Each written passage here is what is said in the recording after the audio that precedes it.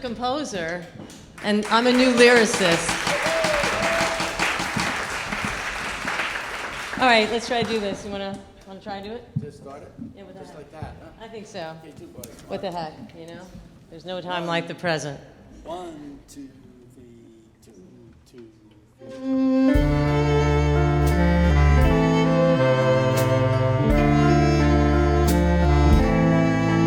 Our world is hidden. We are hidden to ourselves, to each other. But the sparks of light lie in wait inside us all.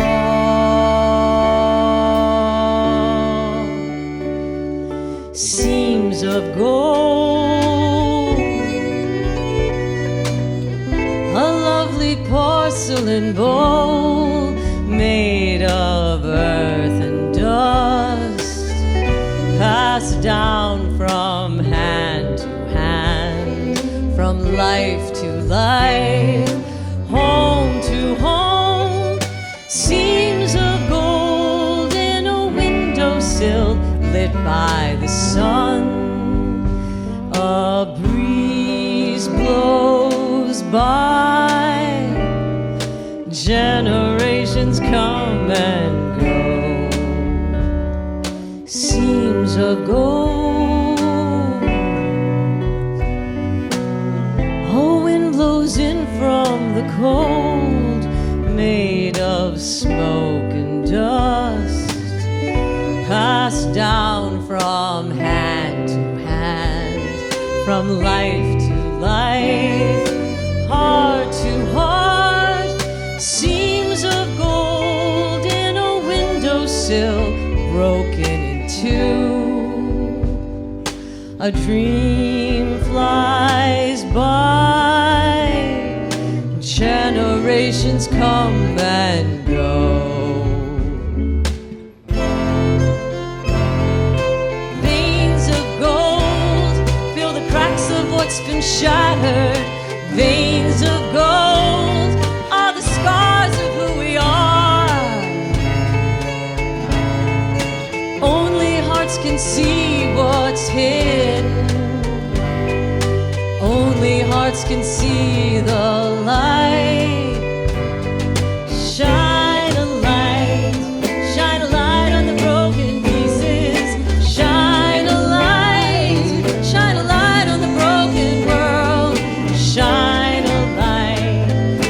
light on what's forgotten. Take the broken pieces and change the world.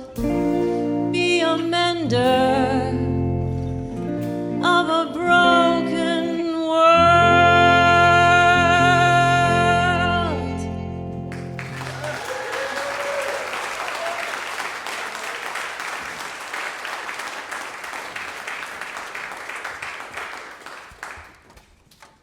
So welcome to Old Bones Odyssey. It's an album. It's a virtual world, a website. It's it's stories, it's history, and it's just beginning. So if we were trying to launch anything more tonight, I think this actual place would levitate. So here we go. Our title song.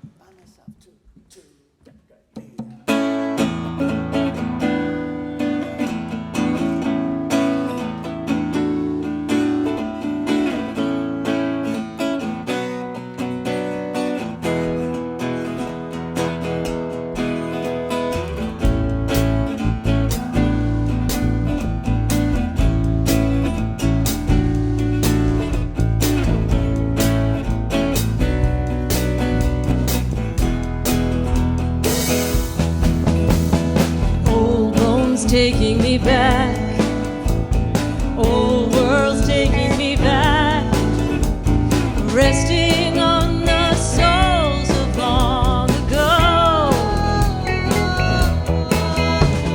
Old dreams taking me back, old love's taking me back, carrying us on wings of days long past. Trees with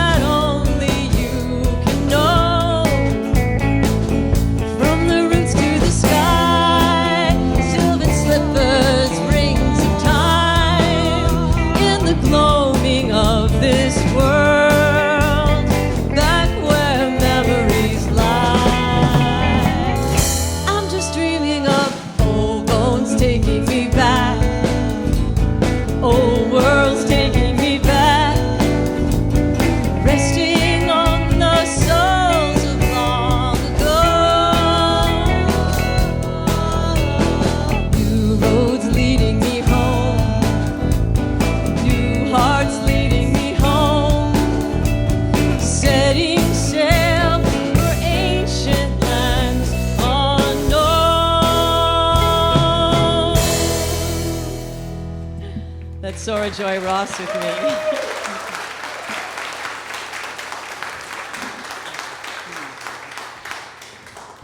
What do I want to tell you? Well, I want to tell you a couple of things. I'm trying to think what you would like to know at this moment in your lives. If you've never met us before, Ethan and I go way back. And he's been writing songs and shows and everything forever. And about 6 years ago, we started writing together. He encouraged me, and we wrote a couple of songs. I think two of them we're doing tonight. And then we kind of all created this project together with our partner, Alan Joseph, called Old Bones Odyssey. And we started building a website with Aaron Freeman, who's lurking somewhere in the dark, and a lot of the people that are here tonight. And then COVID hit. So we were actually supposed to be here June 2020. So I guess we're 3 years late, right? Or something short 1 month, right? And so during that time, we went and wrote a bunch of new songs, me and Ethan. And then we hooked up with Bill Moss, who's at the soundboard, and we started recording when it was a little safer. And we recorded these 23 songs. And what's really special about tonight is we have a lot of the people from the album. We have Diane Monroe on violin, who you can hear on our record. You have Andrew Drelles on woodwinds. Behind me, Koa Ho on bass. And Soara-Joye Ross, who is on backing vocals on our album. Cavari has just joined us, not just tonight, but he also just did our last song, which we did 3 weeks ago in the studio with everybody you see here, Repair with Gold, which is what we opened the show with. And so it was wonderful to have him on drums, and he's here tonight. So I think that's what I want to tell you, except that I'd like you to stand. Oh, what did I forget? Oh, I'm going to get to Cameron. I want to do you, and then I'm going to do... Well, because he wasn't on the album, and I think you were. You were on the album, right?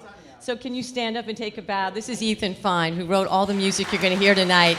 You'll see later why I'm making a big deal about it. Or maybe you know already.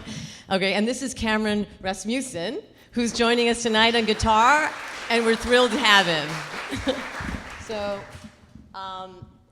this place that we're in right now is just chock full of history. So I can't remember how we got here. I just remember auditioning, and we sang Old Bones, which didn't have anything with it yet, right? Ethan brought his guitar, and we sang it for the Howland people, and they said, yeah, okay, come and do a show. So we were like, okay. We didn't actually have all the music yet. So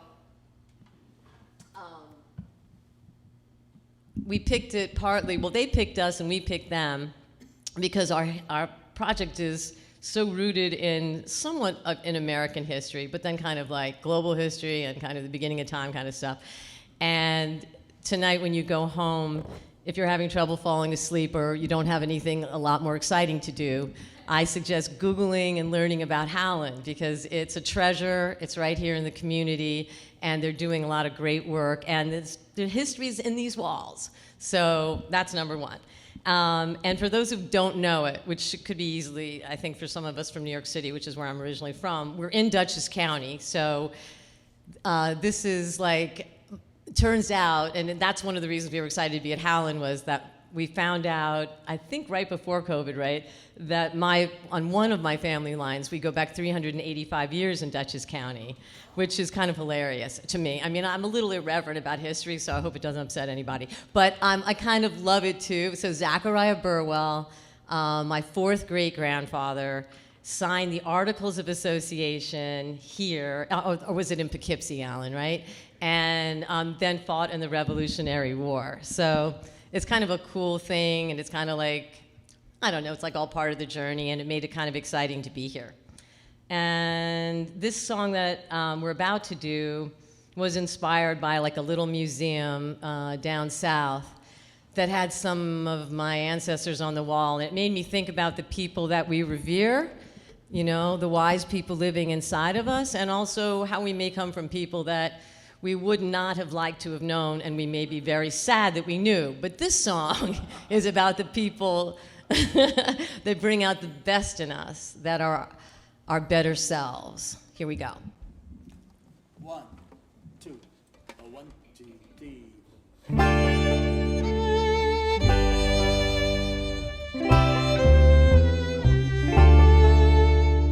These ghosts say I can't save you now, but I can tell you how to live a life that's brave and free.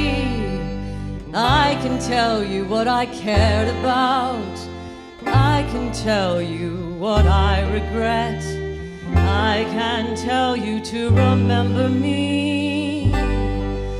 Forget me not in the fog of war, lost in memory. I'm all that's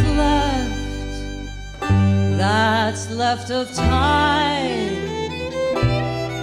My thoughts are the bones I leave behind.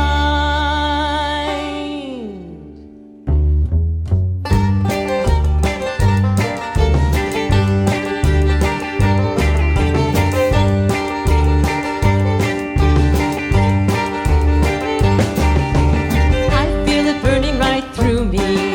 The past is lighting my way. The wall is dark around me. This lantern guides my way.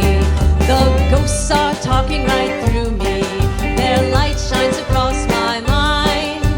Troubles and doubts pursue me, but their wisdom fills my mind.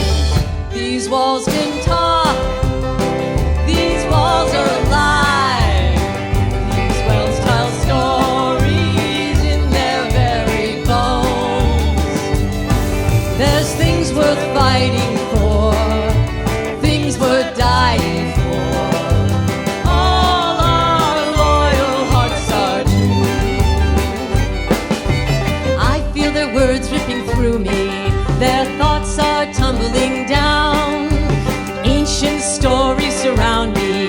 What's lost can now be found.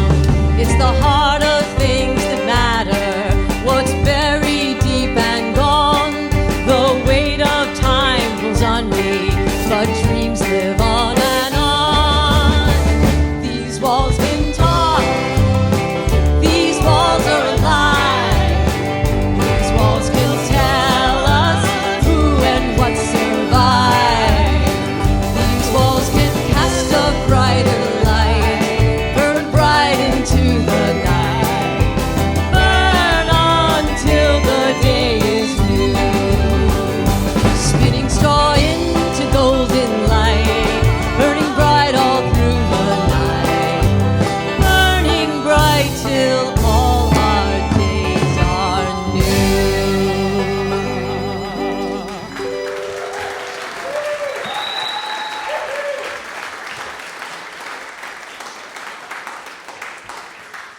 So, I'm half Russian Jew, half South Carolinian WASP, and it has a lot to do with my sense of humor.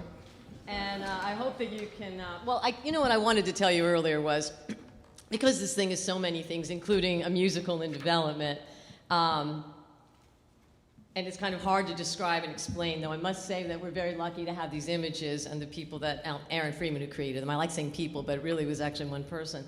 And so if you've been able to get edibles for any reason, this would be a good time to take them. That's just what I wanted to share. Thank you. So when we went to do this, and I'm supposed to be doing this by chapters, and of course it went right out of my very blonde head today. So basically you heard chapter 1, right? That was Old Bones Odyssey. At least you heard the first half of chapter 1, and it coincides with our geeky, intense website, where Aaron is like building night and day, the song story chapters that will be released with the album, and there the images go on and on and on. So we're now at, thank goodness, chapter 2. And when we went to tell this story, I kept going back further and further and further, or farther and farther and farther, to the beginning of time. And that's where we are right now.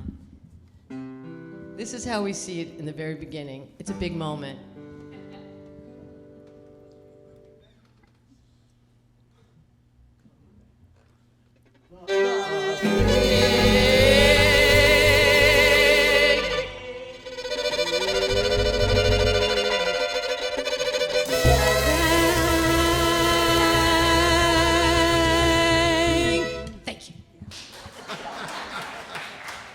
our big number. And now, at the beginning of time, if at the beginning of time someone decided to have a one-person show, this might have been the song that they sang. We see this little creature with a top hat and a spotlight, the mad narcissist, the performer. Here we are. Let's do our song.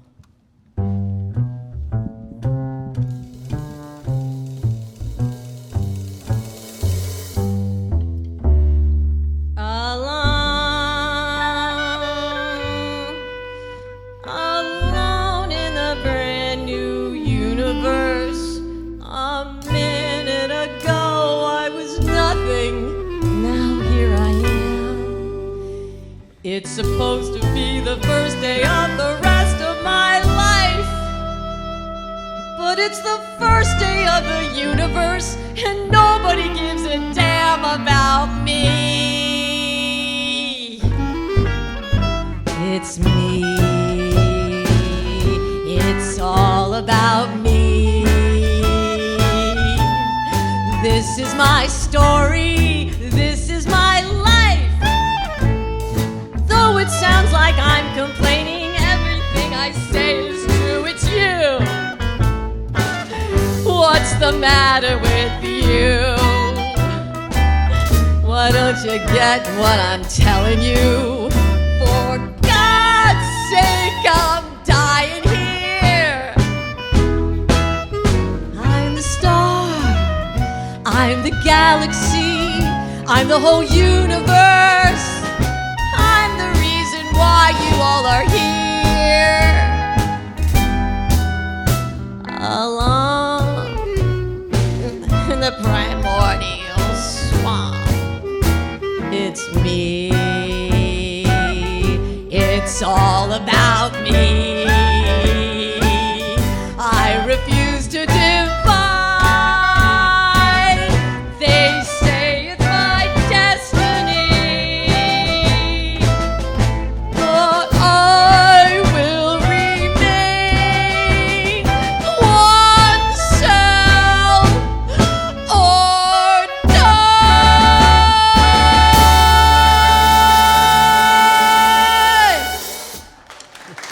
Take those edibles.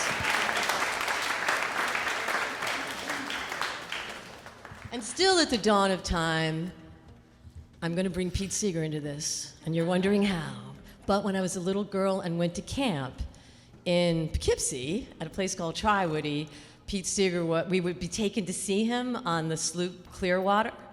And when we went to write one of the earliest themes for our project, I've always been madly in love with the Neanderthals.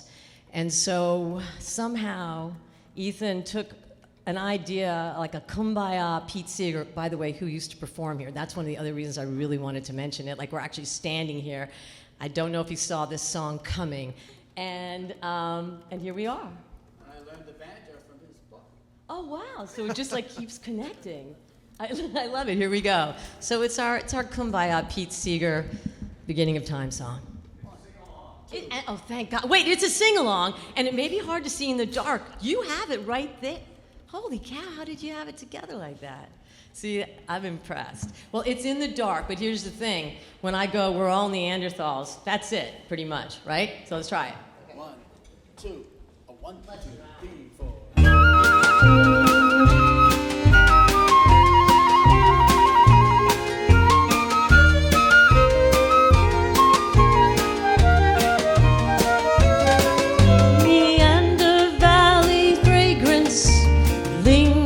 In the air, glaciers glide by, hearths on fire, roasting cave bears late at night, rolling naked in the grass, counting stars on our backs. We're all Neanderthals, under the skin, songs on our lips, dreams in our hearts, leaving our bones behind.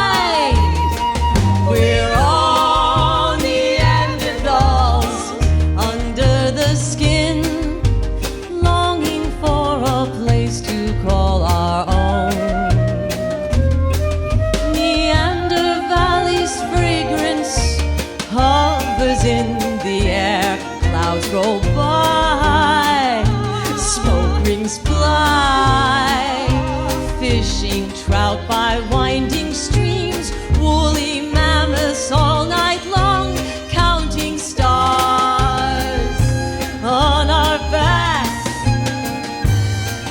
We're all Neanderthals under the skin, songs on our lips, dreams in our hearts, leaving our bones behind. We're all Neanderthals under the skin, longing for a place to call our own.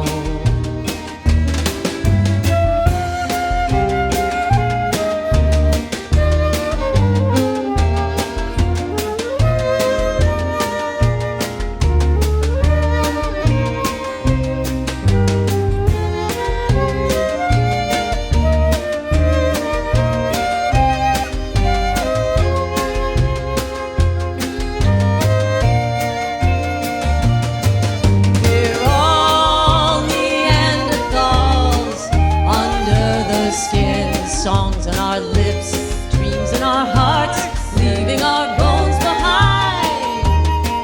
We're all Neanderthals under the skin, longing for a place to call our own.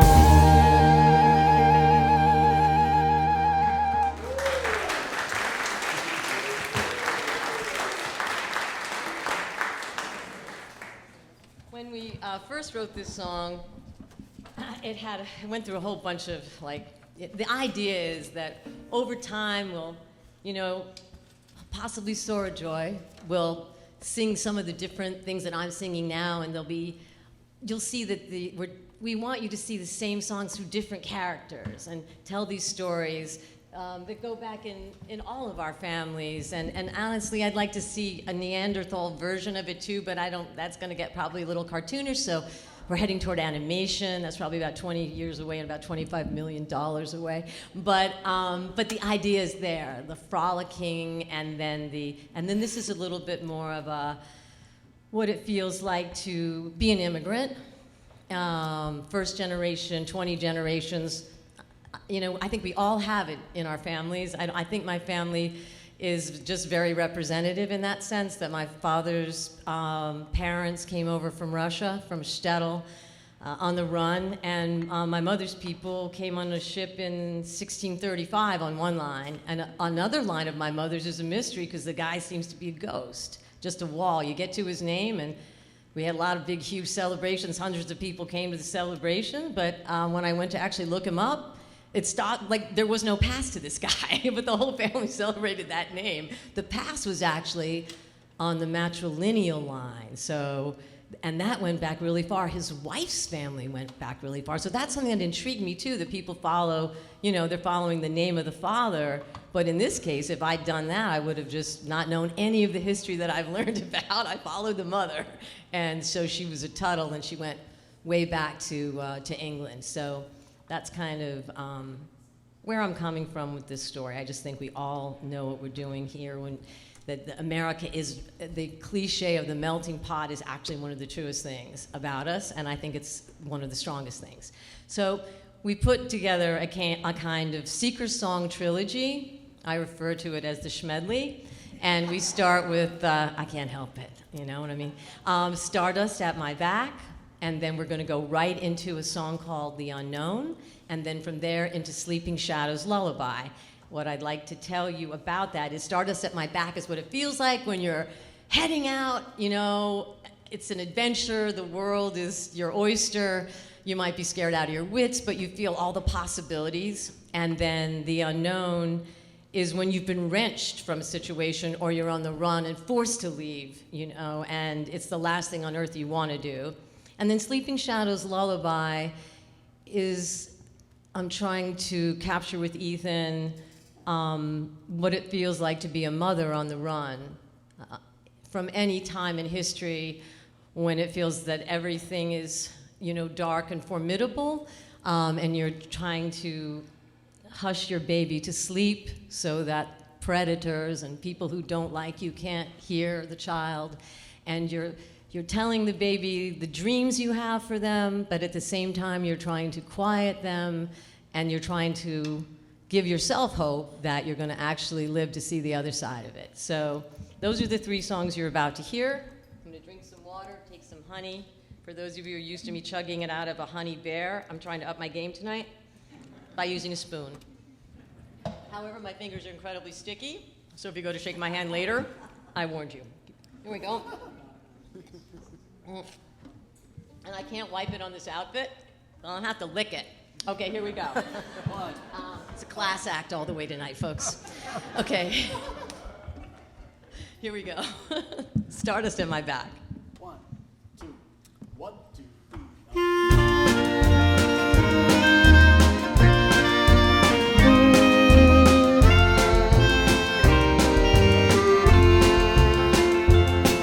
Across the sky, across the sea, every step in front of me leads me into the unknown. Across the sky, across the sea, all the earth in front of me, all roads, stars that lead me home.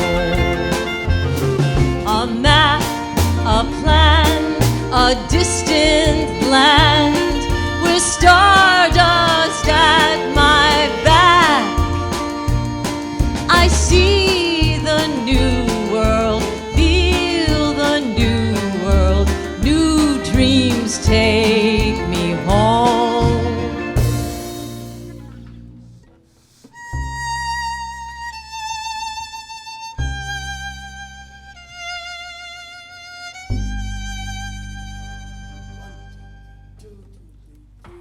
Diane.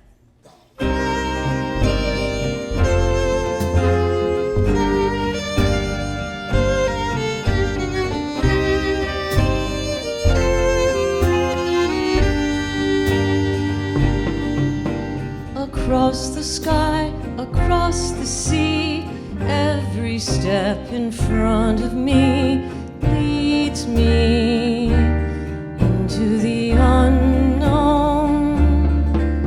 Across the sky, across the sea, leaving all that's dear to me. No more to sleep in my old home. A map, a plan, a distant land tears me from my home. I miss my old world, need my old world, long for my old home.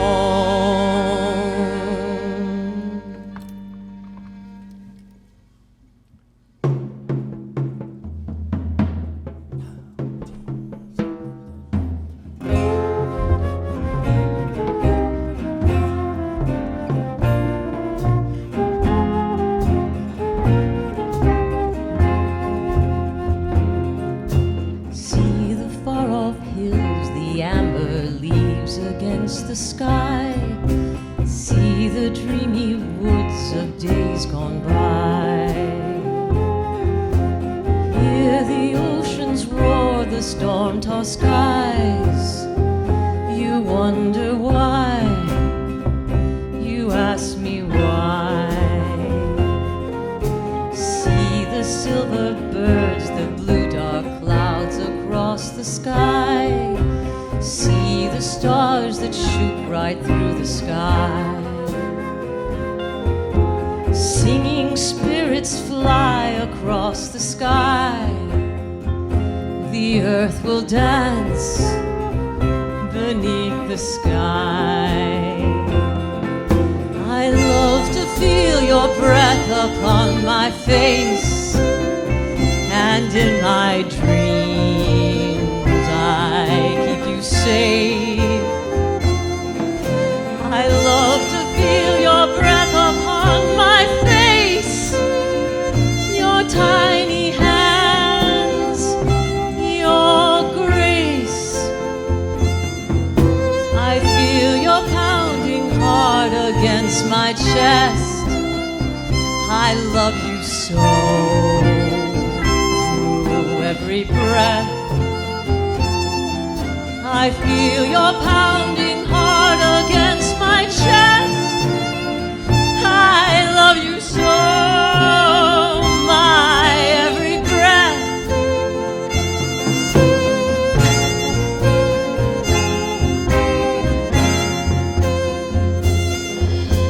You're the dream, the wish, the hope I build my life upon. You're my very own, my dearest one. I feel your pounding heart against my own. We climb the cocoa stones. Feel the spirits of the earth, the winds, the sea, the sky. Feel their tender kisses on your eyes. Sleeping shadows fly across the sky. They hide the stars. You ask me why. I dreamed that we were far away and gone on wings of birds. At dawn, I dreamed I kept you safe and sound from harm. We left this earth and we were gone. I want to hide you in these woods with me, to keep you safe, to set us free. I long to keep you sleeping here with me forevermore, forever free.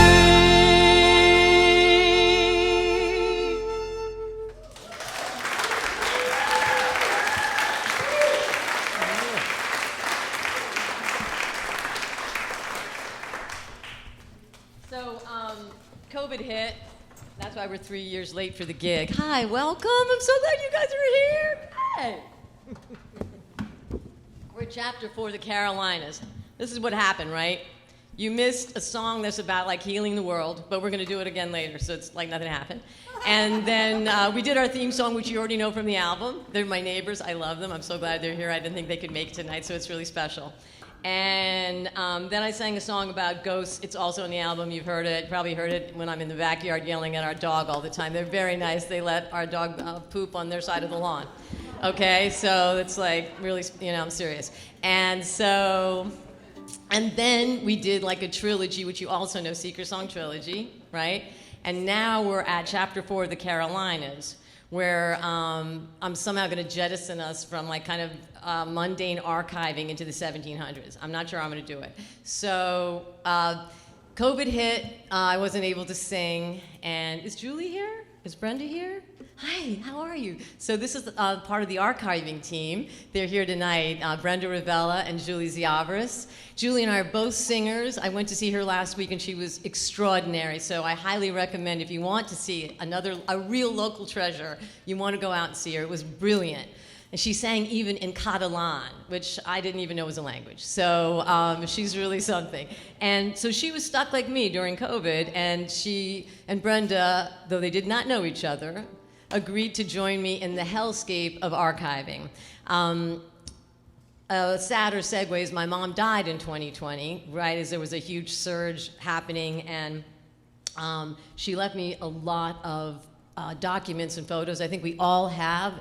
I don't know. Maybe some of you are more like my son, who's also here tonight, who doesn't like to have anything, right? Even leaves stuff at my house that maybe he could have, but he doesn't want it in his apartment, right?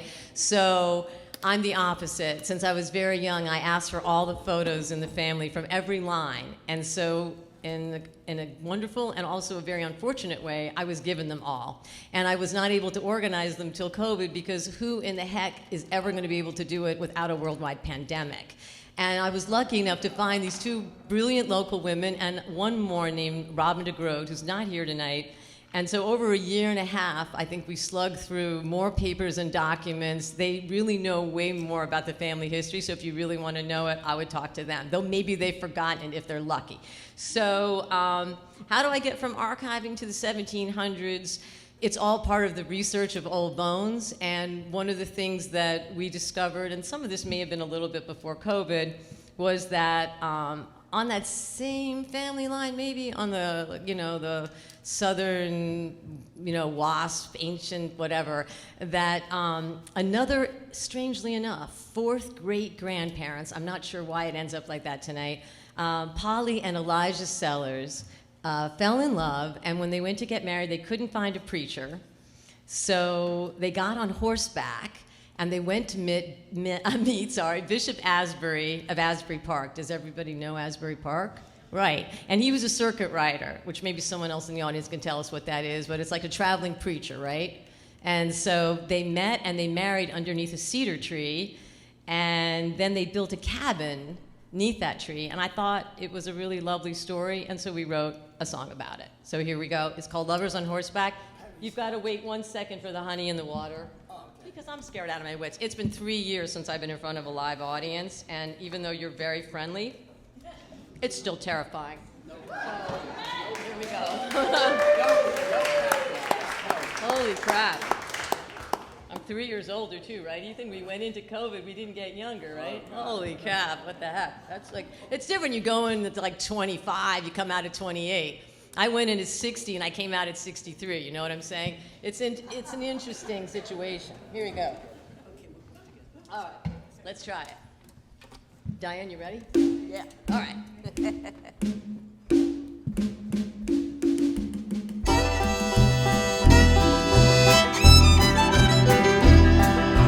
Dancing to life's sweetest tune, our tree lost in bloom, spreading branches to the sky, lovingly to the moon, watching over lovers riding by.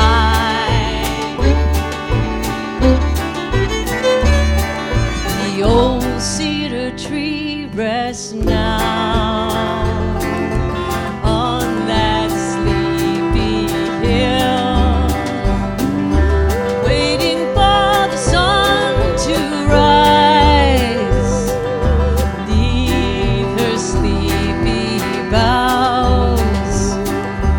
Polly and Elijah flew through love's open doors, riding on the wings of hope, loving hearts so true. 10 miles over land they raced, laughing all the way, leaping through the air so high, horses flush with grace. They met Bishop Asbury, golden circles bright, clasping reins and hearts as one, neath that cedar tree. How they rode, how they flew, the wind at their backs, flashing hoods on fire, past the sun, past the sky and the rain, the stars as they flew on past,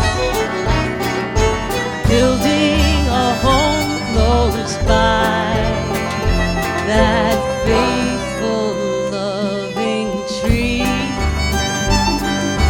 living for the moon to rise, sweet treasures, bluer skies.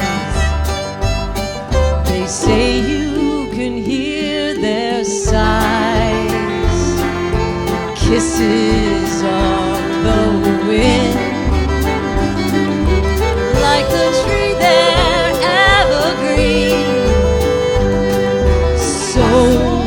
that never die. How they rode, how they flew, the wind at their backs, flashing hooves on fire. Past the sun, past the sky and the rain, the stars as they go on past. Polly and Elijah flew through love's open doors, riding on the wings of hope, loving hearts so true. The old cedar tree rests now on that sleepy hill, waiting for the sun to rise. Neath her sleepy boughs, neath that cedar, the wings of love will never die. The wings of love will never die. The wings of love will never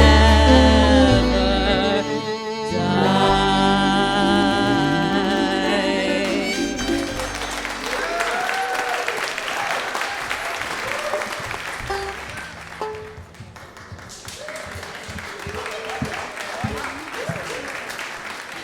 I would still be back there. I honestly didn't know if I was supposed to come up or not. That's how long it's been.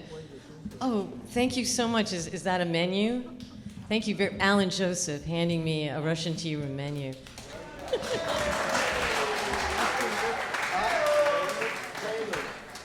that Ian? 9 bars, it stops, she talks, then we start the tune at the top of the thing. Let's hear those. Let's hear the theme of the song. Okay, here we go. 1, 2, 1, 2, 3, 4. This is the theme of the RTR song. It's kind of catchy, right? Can you see the chicken Kiev? Thank you. That was the RTR theme. All right, so this is the tricky part, right? So what we got to do right now is we got to do all of Russian history, Russian Jewish history, the immigration of Russian Jewish people here. We got to throw in the Cossacks. For people who don't know who the Tsar is, we got to explain that. And we also got to talk about the Russian tea room, which by the time we got to it had already been, my family bought into it in 1947. It had already been going for years and years. It was run by like what I like to think of as a wild Siberian man named, I think it was Sashev Mishashev or something like that. And it was like a nightclub, it was a restaurant, long before us. You know, it was opened by a ballerina. It's got a whole wonderful New York City history. And if Aaron Freeman and I live long enough, and the team, the archivists, all of us, we're going to create like a tiny little portal on OVO website that kind of has the pictures that we found that go back, predate us, just like wonderful, wonderful pictures, and also during the time that my family owned it. So how am I going to do that in about, I don't know, let's see. Anybody want to set a timer? This is what I'm thinking. Okay, what I'm going to do is, first I'll tell you what the tea room was. Now, did anybody here ever go to the tea room? Okay, that's so much easier. Can you just tell the people next to you? That would really be great. Because I have to study the lyrics. This song is really hard. I don't know who wrote it, but it is just killing me, seriously. So, which is why we have the menu of recipes, but not really of lyrics I'm holding here. So what do I want to tell you about it? Okay, so my dad bought into it. His name was Sidney Kaye. He's the descendant of the Russian Jews that were running, from the shtetl in Russia. We got that from the first act, right? So now it turns out that my grandmother, his mother, was actually supposed to be a Bolshevik. I don't know this stuff for sure. But she was like a Bolshevik when she was 13. Now you ask me, what's a Bolshevik? So there were Mensheviks, there were Bolsheviks, there were different factions that led to the revolution in Russia. Wait, you asked me, what revolution? When did that happen? I'm going to circle back. But I just want to say that she came here with a bag of gold, they say, when she was like 13. My grandfather was already here. I don't know if he was a Bolshevik or he wasn't a Bolshevik. By the way, the Bolsheviks were bloodthirsty, in case, I always kind of like the Mensheviks more, and that's just the truth. And I don't like to think of her as a Bolshevik, but sometimes you have to face these things about the past, and it's hard. But she was a kid, so I'm saying what the heck. So now we get to my father, who's actually born on 112th and Madison in East Harlem in 1914, right? A lot of things happened to him, as all of us, right? And when he comes out of World War II, he goes and he buys into this restaurant because my grandfather also had restaurants before the crash of '29. He grew up in the restaurant business. He goes into the Russian tea room. Why the Russian tea room? Yes, he came from Russian descendants, but. So, maybe he felt some familiar thing. I have no idea. So, and along the way, he owns it for like 20 years. He passes away, he's like 53, and it was, he was young. I mean, he was young, like the people that are young now say 53, maybe he was pushing it, but really, it was young. And it was tragic for my family when he passed away, and my mother took over the restaurant, which was kind of unheard of, and still is for women in the restaurant business. We're still very far behind in that area with running restaurants and being chefs in restaurants, and she ran the restaurant for 30 years, quite brilliantly. So, and they were both very different. They had very different styles. And for those who never went there, it was like an iconic New York City watering hole, right? So, and what made it special was, if you know New York City, right, you know how intensely wacky and eccentric the people can be. Peter, you know what I'm talking about, right? Those people hung at the tea room. So it was a hangout for what I would call like super cool, strange, interesting people. And then on top of that, you had Hollywood stars there, and you had the Hollywood stars managers and agents there. You had the theater stars there. You had their agents and managers. And during lunch, it was mostly deals being made about like major movies that some of you have seen and some of you probably have never heard of. But so it was a kind of a really extraordinary place, and I just happened to be there. I was like born into it. I got nothing to do with it. I can't take any credit for it. But I like remembering it, and I think that I guess the whole project's about missing places and people and not wanting to forget them, which I think is a pretty universal thing. So this takes us to the Russian Revolution, kind of. Well, let me first tell you. Most people know about the czars, right? The czars of Russia, the czarinas, they were kings and queens, right? And they had an unfortunate problem actually, the unfortunate problem was for my ancestors because they were not overly fond of Russian Jews. And they actually sent their guards. I'm sorry I'm laughing, but this is the perverse Jewish humor in me. We laugh at, this kind of stuff, and I'm sorry if it's disturbing. So they sent the Cossacks on horseback to attack my ancestors, and it was pretty brutal. And so they ran, and they came, and some of them came to New York City, and that's kind of how I got to be in New York City, and that's what my father was doing, and that's what he was doing, owning the restaurant. In a strange, interesting, but very like much of a New York City kind of story, though it could happen in any major metropolitan area, the White Russians, who are it's a term for the aristocrats of the Russian Empire, right? The Tsar's family, the people that were left that were not killed in the revolution. They also came to New York City, and for reasons that I can only guess because they wanted borscht and they wanted vodka, they came to the Russian tea room. Now, the thing is that my father was a Russian Jew, right? And the White Russians were kind of what we say, like, on their ass. They were broke, right? This particular group. There were some that had jewels and lived in Paris, and they'd managed to take stuff with them. But this group, not so much. And so they would come in every afternoon and order boiling water and bring their own tea bags. Now, my father was a very hardworking man, 24 hours a day. He also cursed like a sailor. I'm not doing that tonight because I feel like, maybe intergenerational audience, and I want to keep it clean. But for those of you who know what cursing like a sailor sounds like, that was something he pretty much did like every sentence that ever came out of his mouth.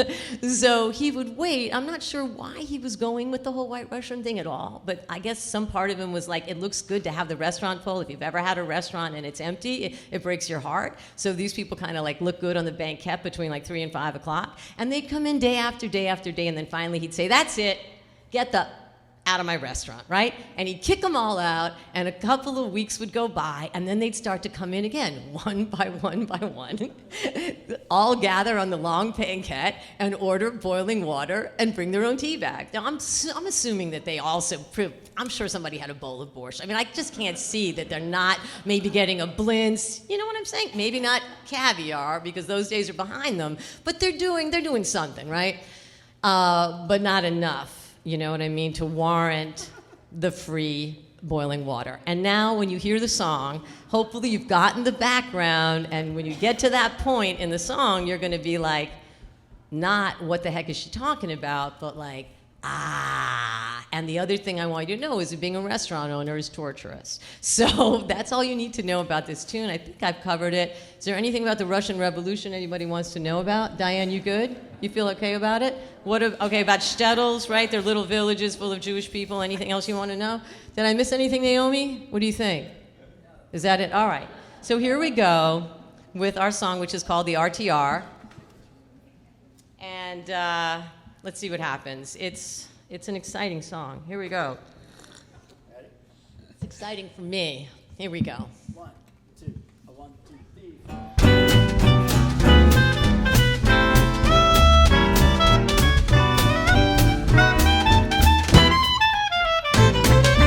Red glass globes on fire, Salvador Dali in the corner, crushed ice and caviar through the revolving door.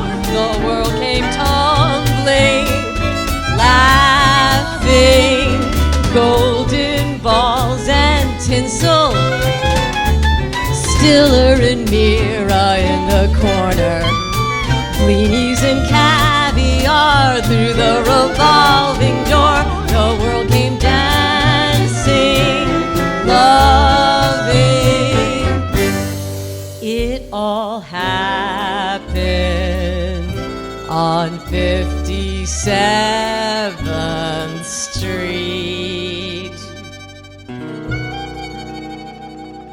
They're eating cherry blitzes, chicken Kiev, kasha, and pierogi, steaming bowls of pelmeni, pumpernickel sour cream with lots of boiled potatoes, and white Russians steeping tea bags in free boiling water. Pink tablecloths are glowing. Sidney Poitier sits in the corner. The vodka and caviar through the revolving door. The world came winning, losing. Green walls surround us. Sylvia Miles in the corner. The brass and samovars through the revolving door. The world came schmoozing, boozing. It all happened down the block from Horn and Hardart's automat. They're eating Brennicky and Sirnicky, Blinchicky and Rizolnik, butter pouring over blini, mushroom, barley, sour pickles with lots of cold Zabrovka, and white Russians steeping tea bags in free boiling water. Sidney Pollock's Tootsie, Madonna hat checks in the corner, Zukuski and caviar through the revolving door. The world came thinking, dreaming, red banquets on fire. Harry Belafonte in the corner, smoked tongue and caviar through the revolving door. The world came moving, shaking, just across from that old chock full of nuts. The heavenly coffee. They're eating Kulibiaka, Lily Kebab, Mituchki, and Bajarski, Borshmak, Dragomirov, tomato chicken liver and white Russians steaming in free boiling water. People lined up to the sidewalk. Zero Mostel sings in the corner. Mules and caviar through the revolving door. The world came huddling, snoring. Blacklisted artists on fire. Lee Grant loves to linger in the corner. Shashlik and caviar through the revolving door. The world came twirling. We were all slightly to the left of Carnegie Hall.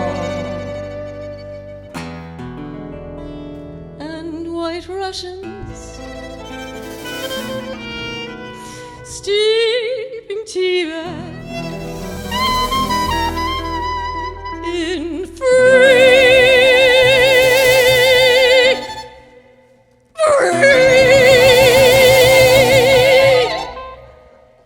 boiling water.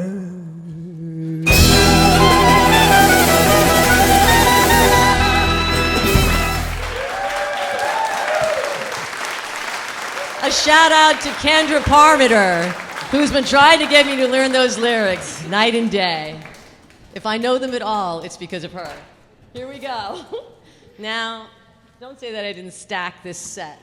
So, I guess on a different note, we all know people who've had unhappy childhoods or partially unhappy, which sounds strange after that song, right? But you know how complicated life is.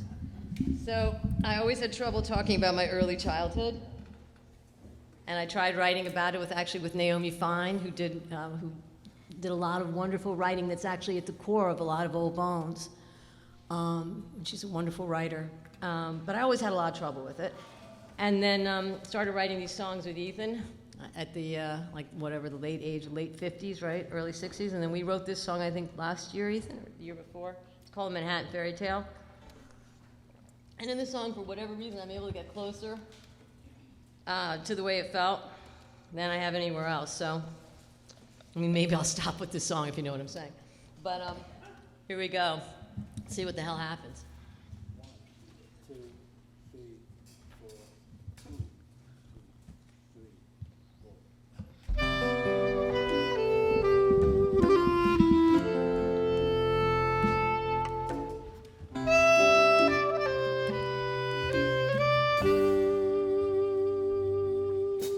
A long, long time ago, when squirrels in Central Park could still talk, a little girl lived high above the treetops, on a rooftop nestled between the clouds on foggy days. A long, long time ago, when water towers watched o'er the round, one lived alone on her rooftop, bellowing warnings when danger was near.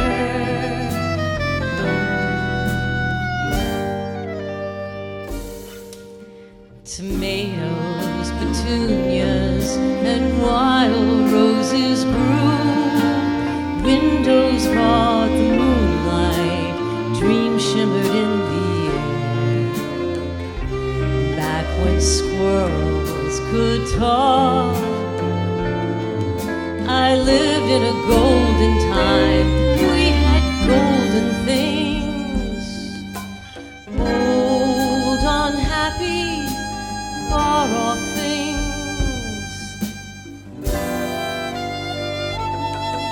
A long, long time ago, when stilt walkers still danced upon the moon, her family lived deep inside their own world.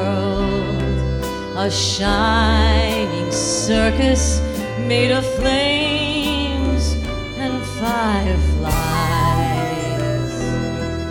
A long, long time ago, when all who loved were still loved in return, a knight named Cruz saved her from the bad dreams, holding her close when danger was near.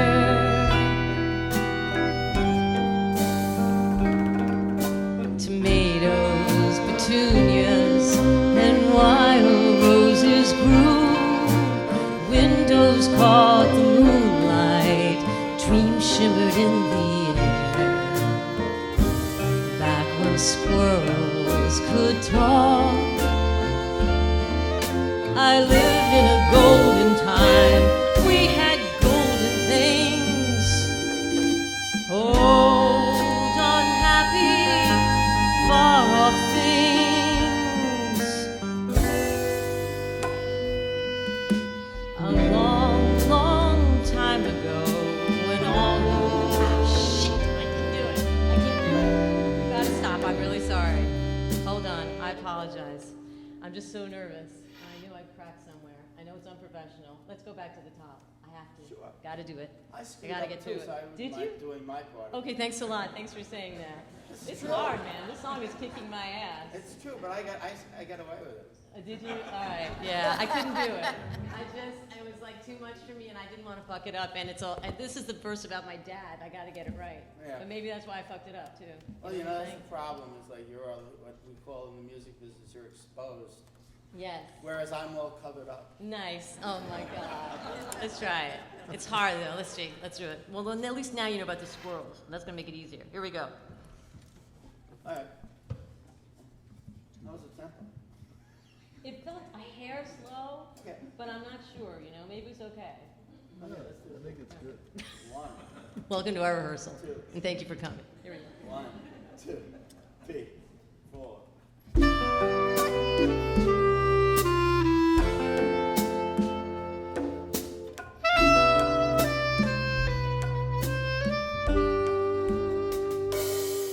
A long, long time ago, when squirrels in Central Park could still talk, a little girl lived high above the treetops, on a rooftop nestled between the clouds on foggy days.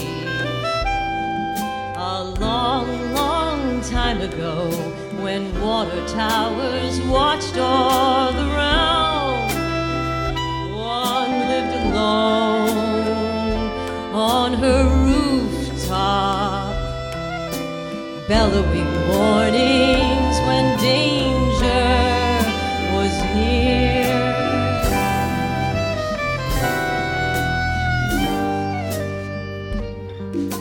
Tomatoes, petunias, and wild roses grew. Windows caught the moonlight, dreams shimmered in the air.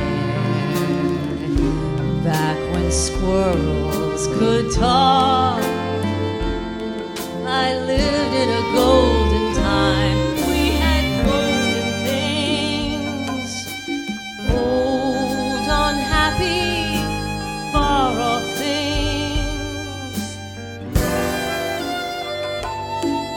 A long, long time ago, when stilt walkers still danced upon the moon, her family lived deep inside their own world, a shining circus made of flames and fireflies.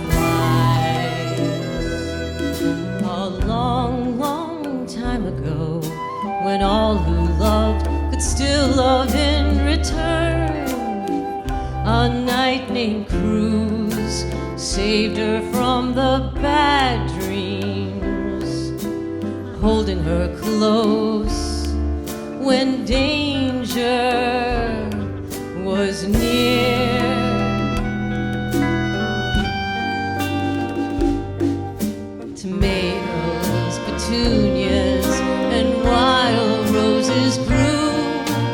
Windows caught the moonlight, dreams shimmered in the air. Back when squirrels could talk, I lived in a golden time. We had golden things, old, unhappy, far-off things. A long, long time ago, when all good things began to disappear, her father died, struck down by bad luck, swept from this earth like sand before the wind. A long, long time ago, when spirits still sang songs that shook your bones, her mother drank sweet sips from golden lilies, locking her sorrows deep beneath the sea.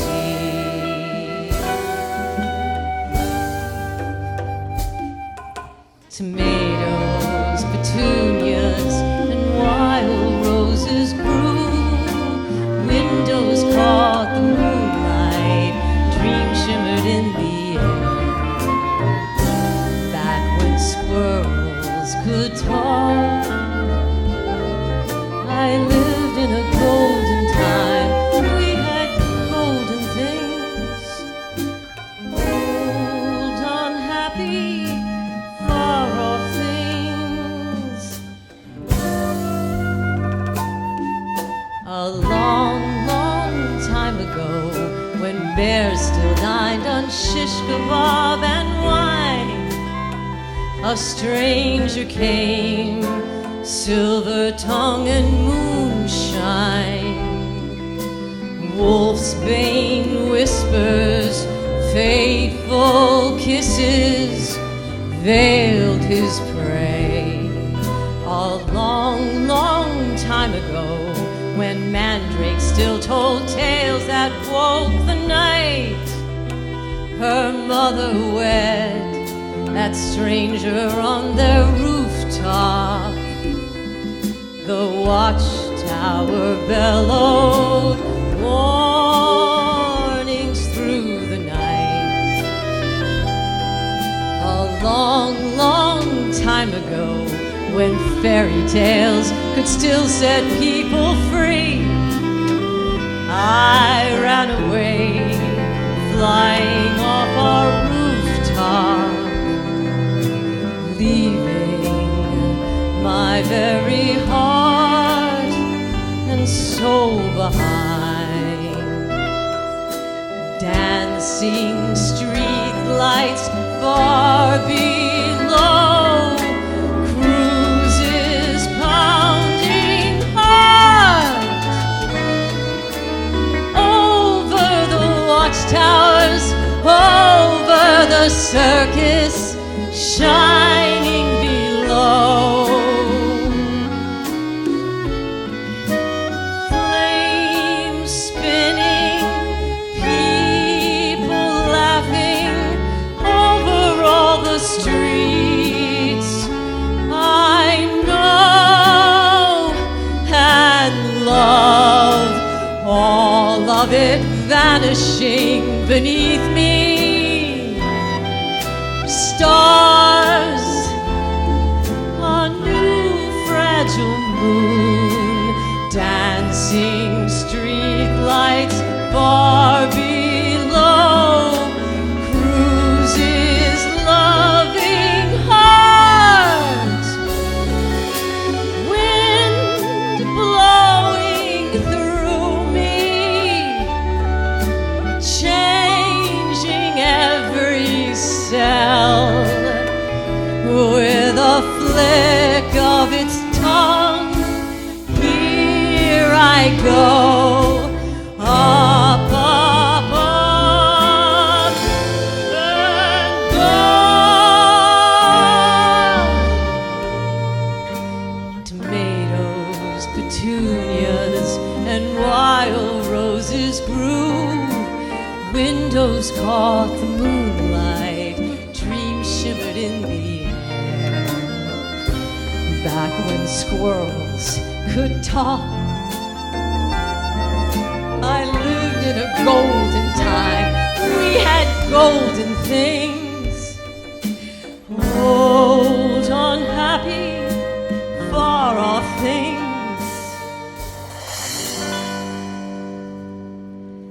A long, long time ago, when squirrels in Central Park could still talk.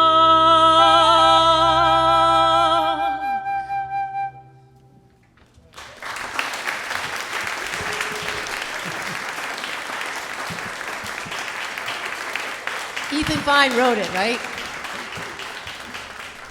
Now you know why I'm scared. You got scared too.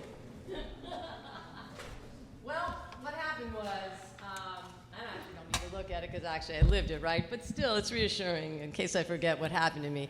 But so I ran away from home a few years later when I was 14, and in 1974, which was an interesting year to be on the road in America.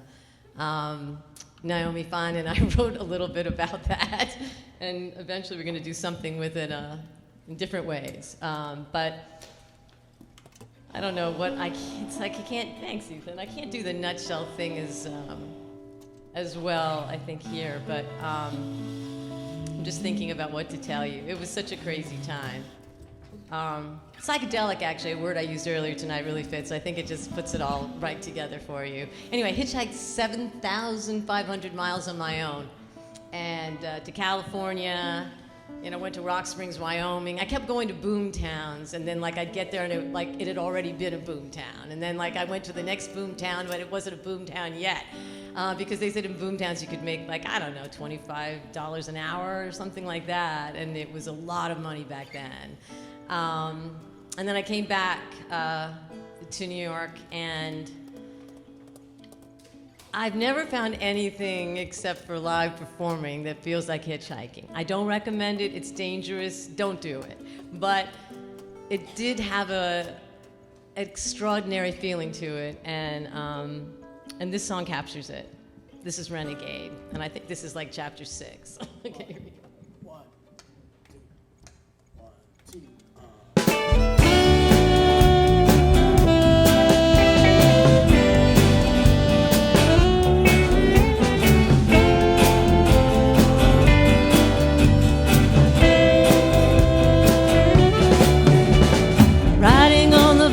Of the north wind, pine needles cross the forest floor, washing off the stain, a renegade, a rogue and a runaway.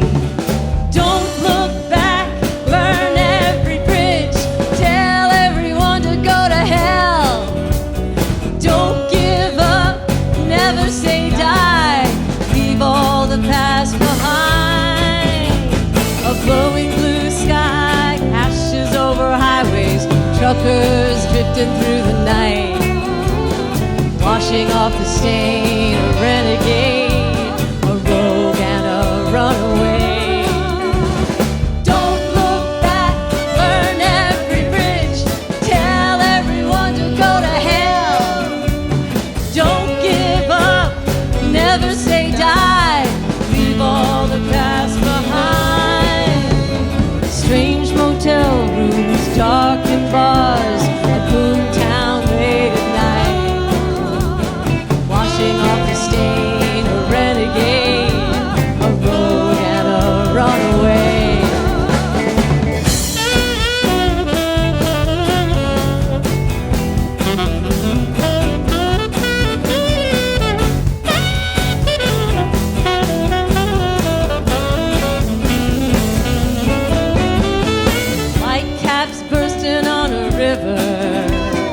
Shadows ripping through the night, washing off the stain, a renegade, a rogue and a runaway.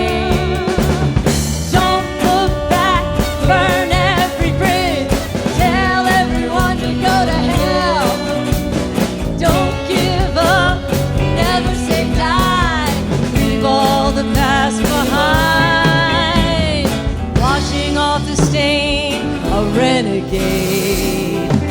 rogue and a runaway.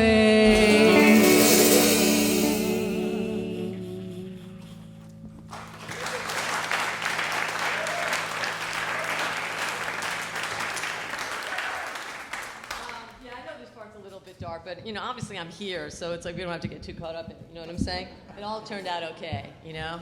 And so I know it's hard. It's hard to hear about people, but everybody here could stand up. Honestly, they could write a song like that. They could tell us a story. Am I right? I mean, tell me there isn't one person in this room that doesn't have something really, you know, dark and hard to share.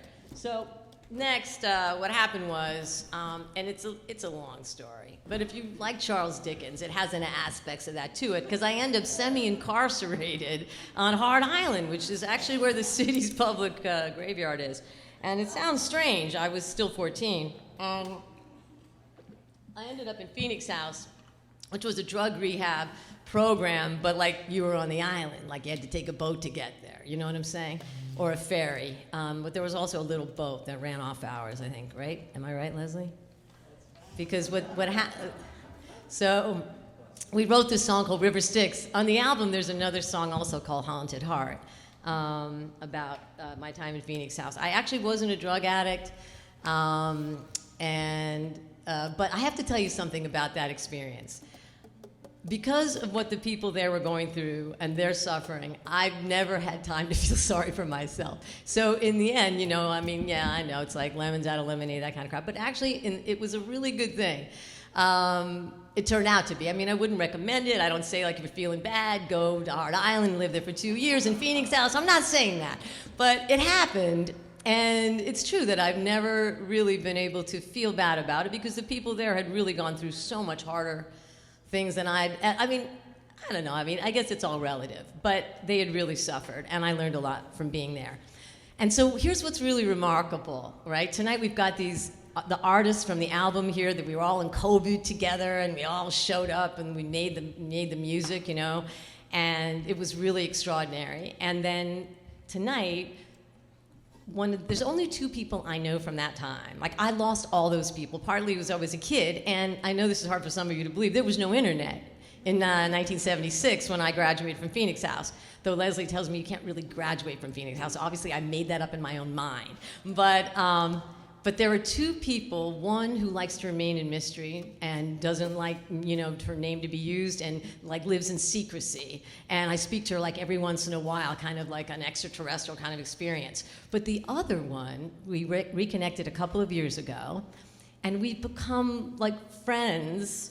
And she's here tonight. Her name is Leslie McFadden, and she's writing a new memoir, and it's really stellar. Will you just stand up and say hi to everybody? And like, I'm so excited about her new memoir. This is Leslie. She was very kind to me when I was there. And there were people that were kind, and then there were people that were like, right, they kicked your ass, and you were a little bit older than me. So yeah, they could be fierce, but Leslie was very kind, and I'm really thrilled that she's here and that we've become friends after all these years, and that she has all those memories too. So we've been filling in each other's memories, and I'm sure you've all lost worlds, right? You know, all of you, right? Haven't you? Like and then you find someone and they have the other half of the memory. And yes, of course, it's not identical and it's all of that, but it's really special. So I'm singing River Styx tonight for Leslie. Here we go.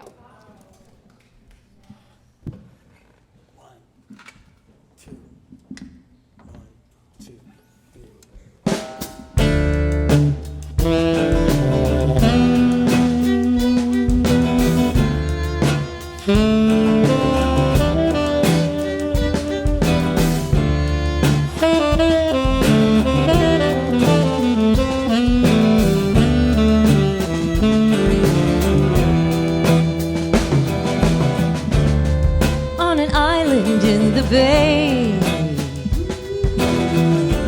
hidden far away from sight,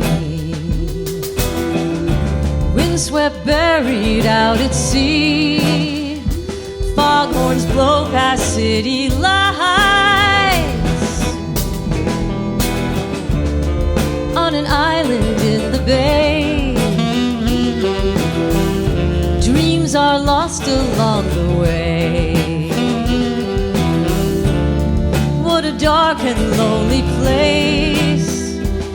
It's the heart of Pelham Bay. No moon, no stars, lost world, no looking back, lost longing for home, longing for what we had on an island in the bay. We can see the far-off lights. We'll all escape one day, some in spirit, some in flight.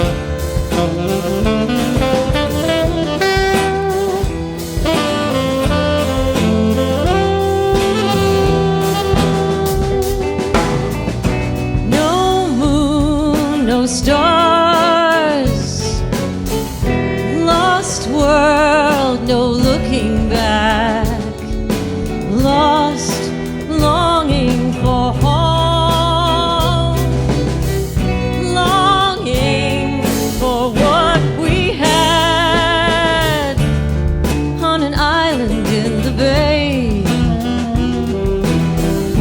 We can see the far-off lights.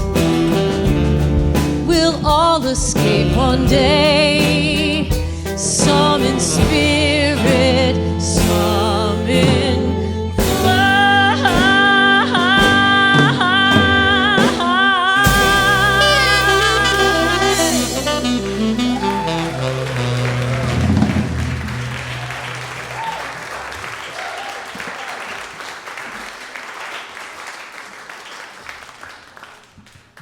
And in our first juncture of writing, we wrote this song. It's for my son Ian, who's here tonight.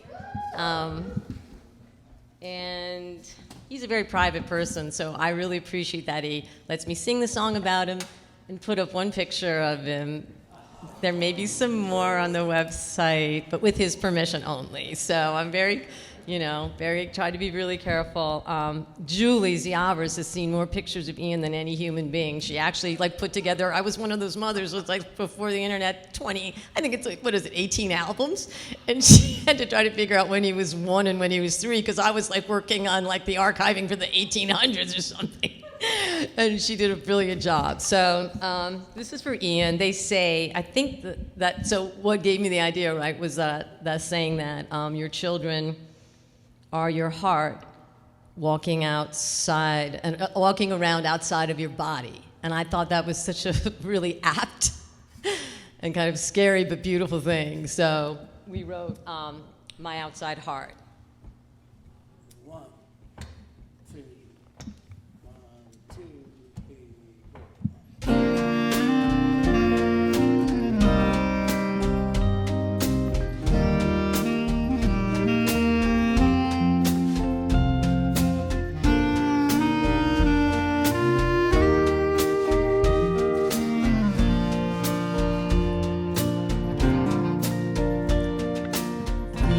Of a pearl-strung bridge, our lives floated in the air. You in my arms, wrapped so close. You and your dad and me, just for a moment, hovering high above the world, so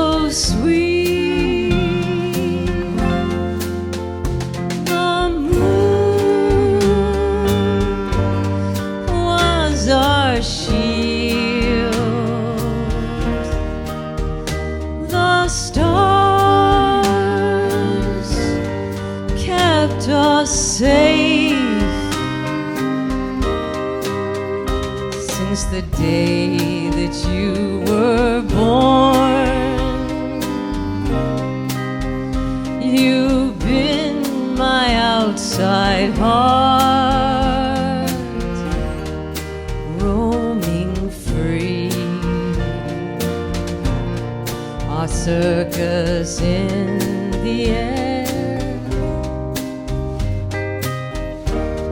moon-drenched river guarding us from all the bullets flying by.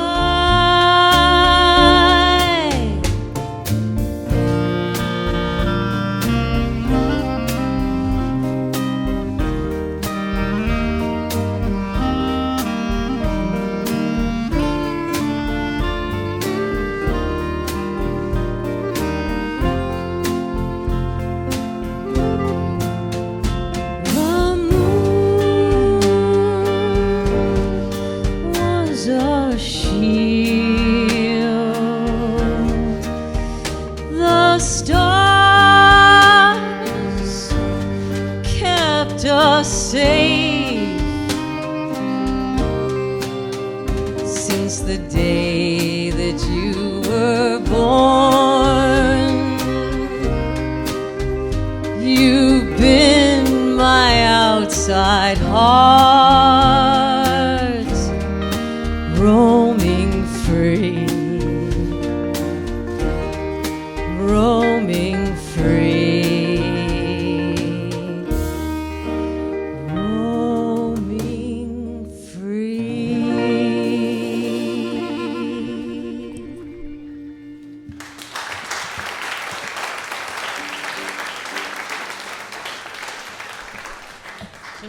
This is it. We got 2 more songs left, and I've decided to put the end of the evening here, and then we're going to just roll those 2 songs out. Because I don't want to break them up. They go back to chapter 1. They go back to Old Bones Odyssey. And so to do this, I have to do a couple of things. Let's see. I guess I'm going to do the thank yous if everybody's up for that. Are you ready? Because this is kind of like whoever was old enough to see Superman with Christopher Reeves in 1978. That's the first time I remember people really saying the credits are longer than the movies. Well, then, okay, so in this case, that's kind of what happens. Somehow, oh good, I have it, thank God. This was a touchy moment. Okay, so, you guys ready? Oh, yeah. I'm just going to say thank you. That's it, that's all that's happened. And then I count off? No, yeah, not yet. We got a ways to go. You know what I mean? The bar's still open, right, Therese? I mean, the band could have a drink at this point. Okay, so what we're going to do is, we're going to say, thank you so much for coming out tonight to be a part of, like, after 3 years of COVID, Ethan and I have come out of our cave. Thank you so much for being here. We really appreciate it.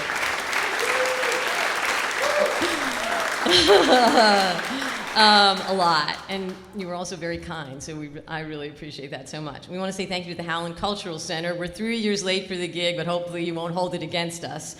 Teresa Kraft, Thomas DeVilliers, Craig Wolf, who's like the tech director on all of this tonight, and the 3 of them Teresa holding our hands, texting us, telling us, everything. You couldn't have a more nurturing, wonderful artistic environment. Today, because we're shooting, Teresa got up herself and took down her beloved pictures that were here just so that we could get this shot back here, but she did it herself. She wouldn't let anybody help her. She said, I gotta put them back. That's the kind of place this is. So it's a really special place. Come out and support them. They're a not-for-profit, and God knows, we're really glad they're here. They have live music. I mean, come on. It's like we've got to come out and support people. They got great people every weekend. They got the vagina monologues coming up. They just sold out. They sold out the swing thing last week. I mean, things are happening. Okay, now, not you yet. He looks like a little gremlin. Alan Joseph, can you stand up? You're wearing a suit. This is my other half, the co-producer. If I told you all the things he did, you would just tell him to leave me, so I'm not going to tell you. But what I'll say is every single thing under the planet he does to get us up here, to get us to the recording, and just so many more pieces than that. He's actually a real producer, So I'm just really, really grateful to you. And plus, you're easy on the eye, so thanks a lot. Alan Joseph. Now that you've heard his music, right? you don't need me to say a lot, right? Because that's why I wanted to wait to say it. Ethan Fein, can you stand up? This is your life.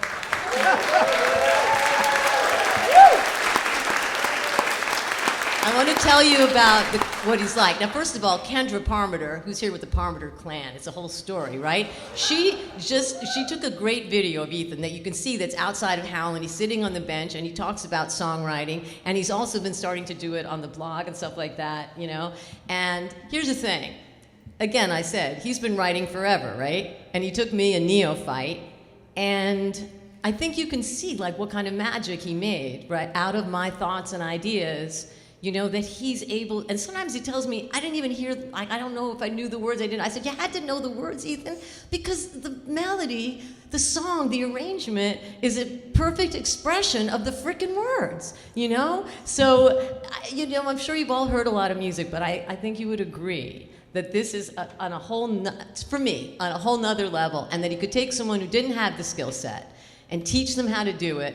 And right now we're writing a song called Three Owls. I'm hoping we're going to write a song called Hidden Shtetl of the Mind, with the help of Craig's wife, possibly.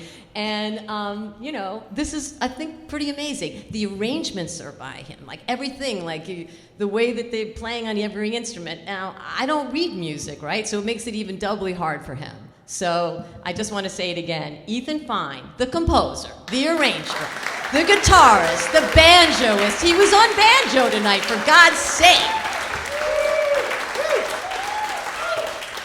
Thank you. Once again, I say, and you can go and see her in many concerts, this is Diane Monroe from the album In Real Life, here tonight, our first time playing together. Diane Monroe, please, please, please.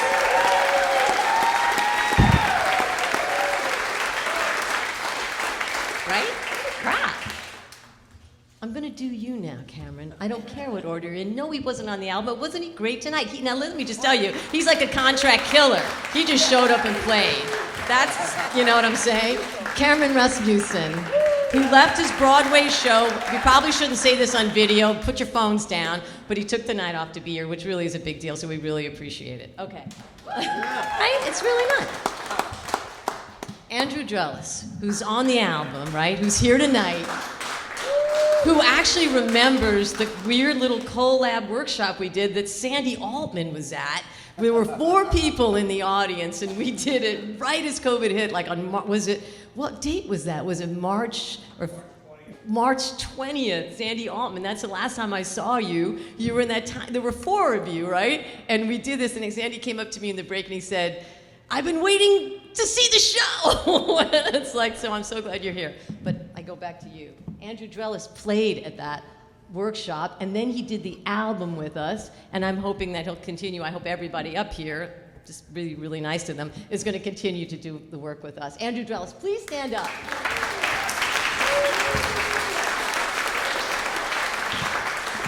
We do have some whippersnappers. You see that over here. We have like 3 whippersnappers, right? So Koa Ho, right, on bass, an extraordinary musician. He's on the album.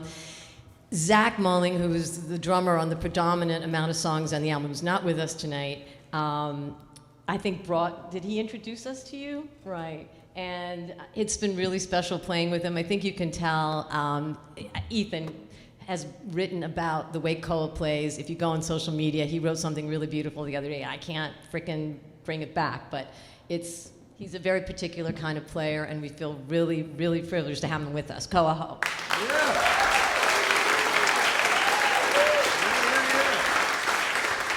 Now, Perry Cavari is another dude from Broadway. By the way, most of these people up here have played Broadway intensely, so I say that. Now, he and Ethan, you guys go way back, am I right?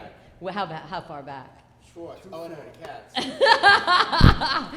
So Perry just leaped in, and we've been really lucky because to do Repair with Gold with basically no rehearsal, he showed up at the recording studio and nailed it, right, Bill? And that was wonderful, and he showed up here tonight, and we're so grateful, and he's an amazing New York drummer. Thank you. Perry Cavari on drums. Yeah, Perry.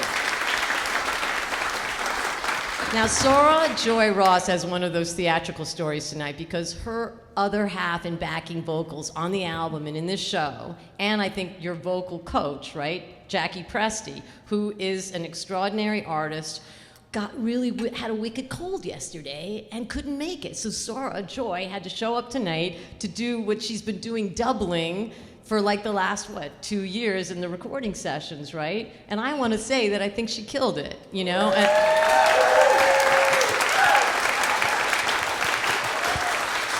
I have to say one other thing about her is that during COVID, you know, it was a little grim, right?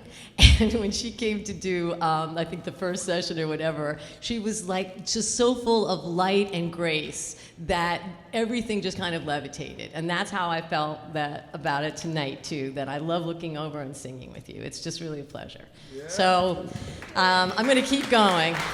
Bill Moss, who's the master engineer on the album, is our sound engineer tonight for reasons that no one will. I personally can't even believe it. This is Bill Moss. The reason it sounds the way it sounds is his artistry. He also directed me, and whatever's good about my performance tonight, so much of it comes from the work that he did with me in the studio on every line of every song, saying, "What in the hell are you doing there?" No, but he was really terrific, and I can't even express it. So I'm just so thrilled you're here. Now, have I gotten through this thing? Holy cow. Okay, Rachel Vance, Alan's granddaughter, yes, it's nepotistic, but we don't care, is on the PowerPoint. The Vance family is represented here tonight.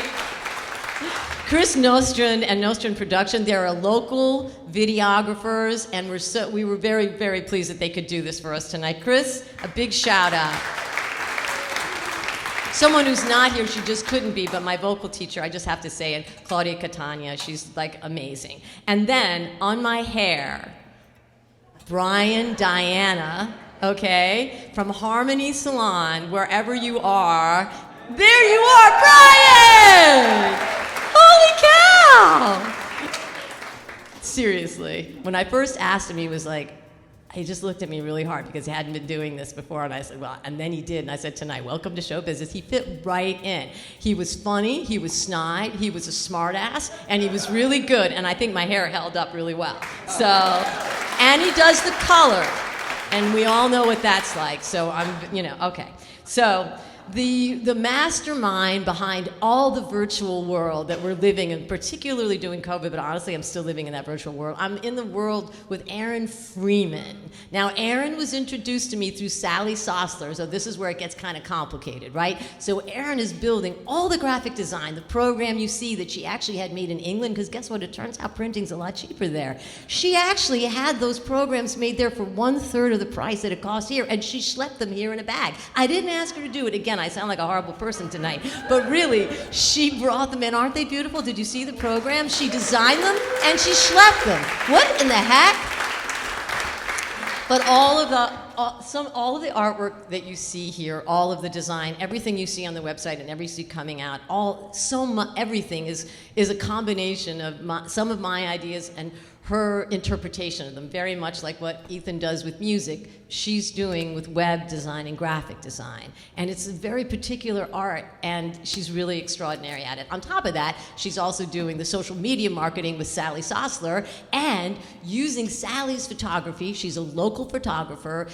Almost all of the photographs that you've seen of the artists, all the work on the album, that is Sally's photography. And she took a leap coming out to do those things with us because she's doing a different kind of, people photography, which hadn't done like that kind of thing, and she killed it. I think that her photographs are just, I'm trying not to curse, because G's here, her kid's here. I'm really trying to clean it up. But it's so hard to say things you really care about without cursing. I don't know about the rest of you. But thank you for introducing me to Aaron, and thank you for all the beautiful work, and thank you for making us, all of us, including Ethan in the red t-shirt in those photographs, you can go online to see them, look fabulous. We all look great. Thank you, Sally Sossler. And she does the social media, by the way. Okay, we're there. I'm almost through. I hope you're with me. Now, I thanked Kendra Parmenter before, but she's kind of like, she just joined us last fall, and she's now kind of doing everything, including she went on vacation. I don't know if Corey's here or not, but the other Parmenters are. And again, this makes me look like a really bad person, but she was doing social media for Aaron, like from her vacation. So yeah, I guess I am pretty horrible. But thank you so much, Kendra, for everything, including mostly the lyrics and all the hard work you put into this show, wherever the heck you are, which I don't know where you are. I realized that when I said that Julie did all that work on Ian's pictures, it really wasn't totally true. Because yes, she did work on a section of Ian's pictures, but it's Brenda Ravella who took a whole, like the vast amount of the family's photos of many families, none that she'd ever met, and just did extraordinary work with them. Brenda, I'm sorry if I made it sound like that for a minute, because I know that you were always going, I love the way Ian looks, and she put together all of these amazing things. Brenda, thank you so much, and thank you for being here. Julie, you already heard about it. Go see her show. I'm not going to say it again, and I mean it. And that's it. I've gotten through it. It was hard. All right, so if I left out anything, Alan, yell at me, for God's sake. Okay, so here we are, and I'm using this because I just knew that by the end of the show I was going to give up, you know, lie down and look for my Jack. I brought some Jack Daniels in a plastic bottle, which is probably the wrong thing to say, but remember, I'm really a nightclub singer. So, and I'm going to try to hold out. But we're going to do a song called Ghost Lineage, which is actually part of Chapter 1 from Old Bones Odyssey. And do you guys know Carl Sagan, right? Carl Sagan, right? And Ray Bradbury. And it's so funny, I'm not a sci-fi person, like, intensely, but like Childhood's End and Dragons of Eden by Carl Sagan, those are like there's parts of science fiction that really captured me. I feel like, you know, if Stephen Hawkins wasn't a genius and he was a nightclub singer who learned to sing in their late 50s, maybe he might have liked Ghost Lineage, and maybe he would have written it with Ethan, because it's kind of just like, kind of spacey and out there, but at the same time, it's, the idea of Ghost Lineage is that Carl Sagan thought of it as a way of thinking about everything we don't know about ourselves. Now, it's a technical term, too. It's about literal blood, like lineages of missing peoples from like hundreds of thousands of years ago. Like, I don't know, throw out the Denisovans or something, though I'm still not sure about them. Of course, the Neanderthals, but like, I just thought the metaphor for how we all are about our own past, about the people that came before us, what we understand and what we don't understand about them. And so this is the ancient past, unknowable, forever mysterious, the ghost people inside all of us. And we all have a ghost lineage. Here we go, ghost lineage. 1, 2, 1, 2, 3.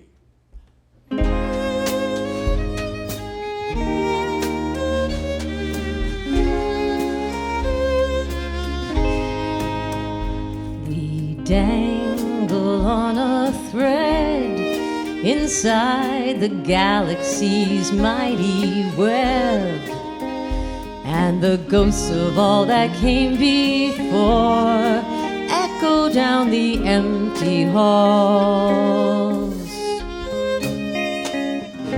of lost causes and ideals that were never as real as the stars we follow.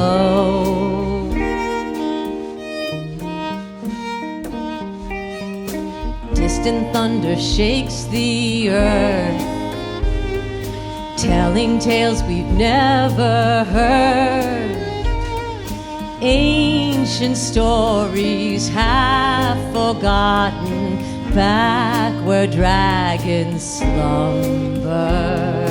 Cave walls rock from side to side, we hold them up to stay alive.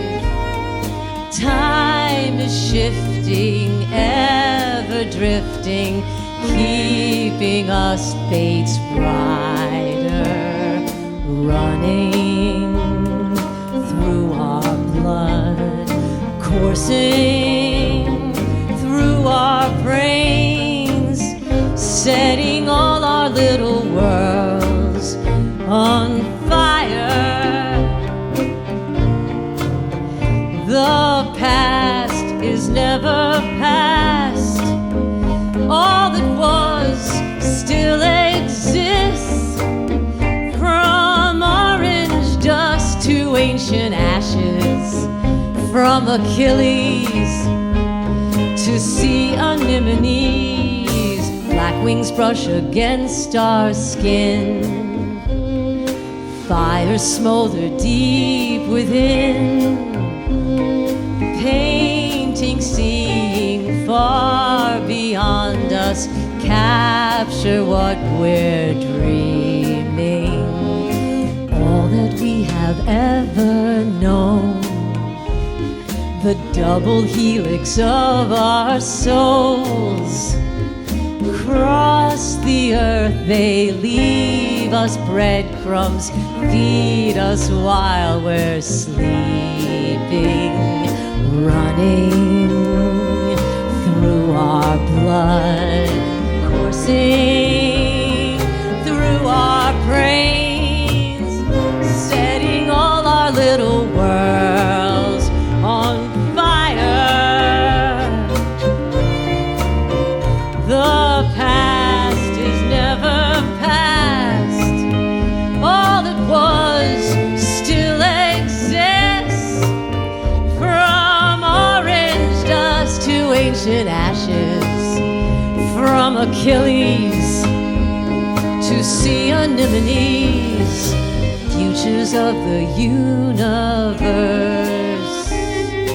faint and distant, close at hand, weightless searching, endless seeking, oracles of starlight. Star stuff flows from sun to sun, shaping worlds we'll never own. Iron stars that dance within us, dying in our making, running through our blood, coursing through our brains, setting all our little worlds on fire. The past is never past. All that was still exists. From orange dust to ancient ashes, from Achilles to sea anemones, golden rays take us home, take us home at last.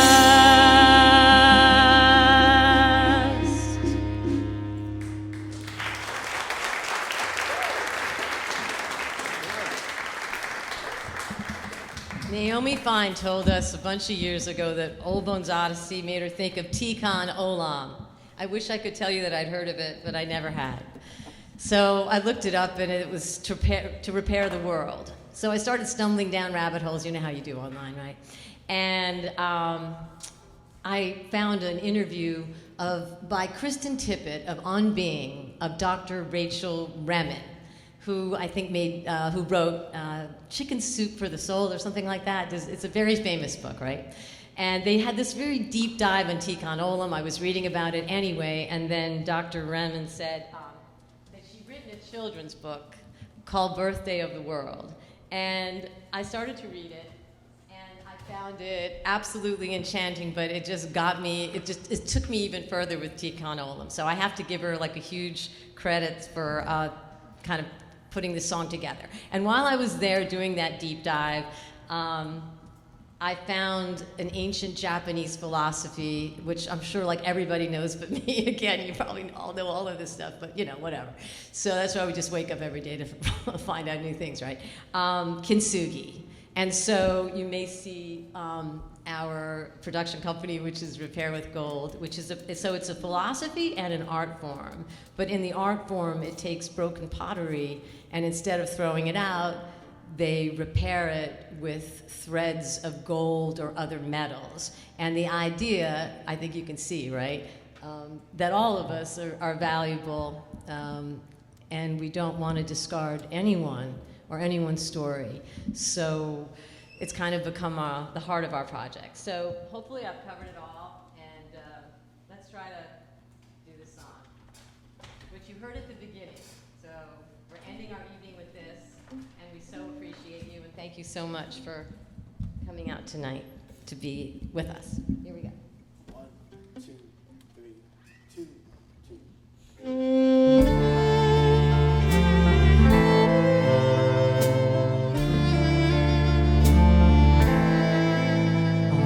World is hidden. We are hidden to ourselves, to each other. But the sparks of light lie in wait inside us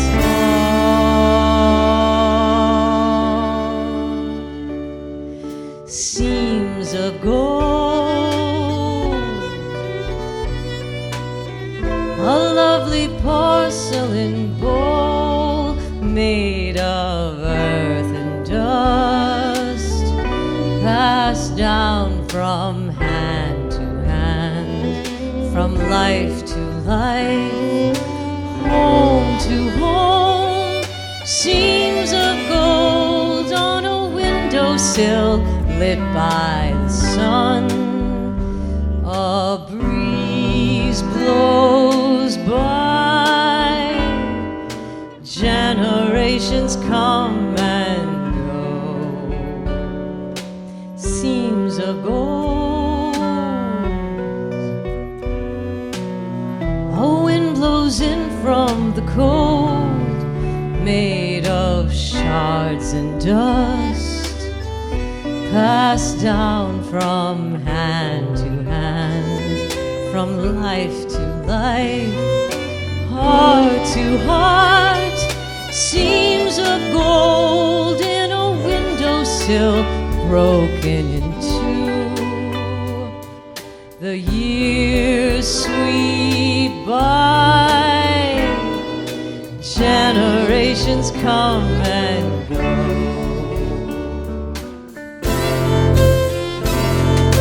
Veins of gold fill the cracks of what's been shattered. Veins of gold are the scars of who we are. Only hearts can see what's hidden. Only hearts can see the light. Shine a light, shine a light on the broken pieces. Shine a light on the hidden scars. Shine a light on what's forgotten. Take the broken pieces and change the world. Seams of gold. A spirit flows through the bowl, made of flames and dust, passed down from hand to hand, from life to life, home to home. Seams of gold in a windowsill lit by the moon. The years sweep by, generations come and go. Seams of gold, more precious now than before, made of shards and dust, passed down from hand to hand, from life to life, heart to heart. Seams of gold in a windowsill lit by the stars. A dream flies by, generations come and go.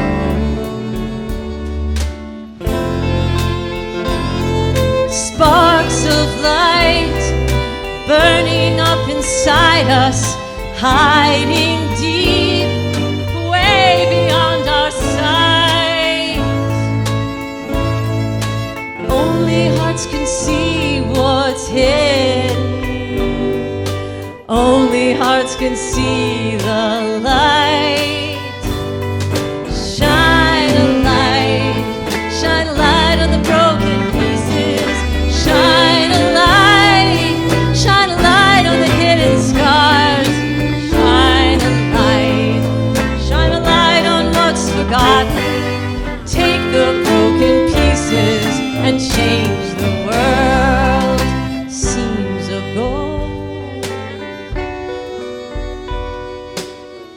tell the story you know, lit by fire and light, passed down from hand to hand, from life to life, home to home, seams of gold in a windowsill lit by your soul.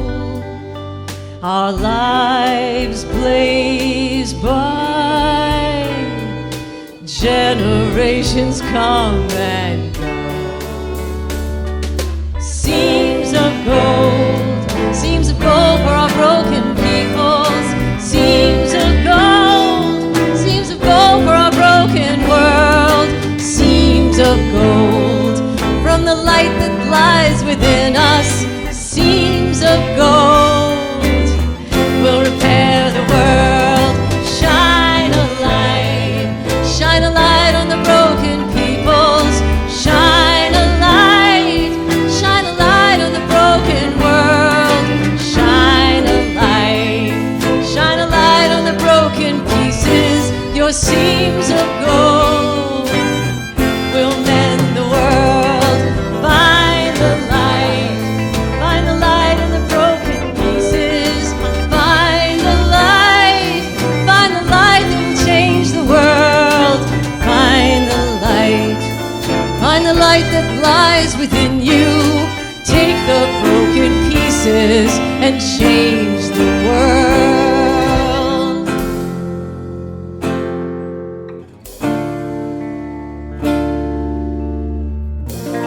Be a mender of a broken world.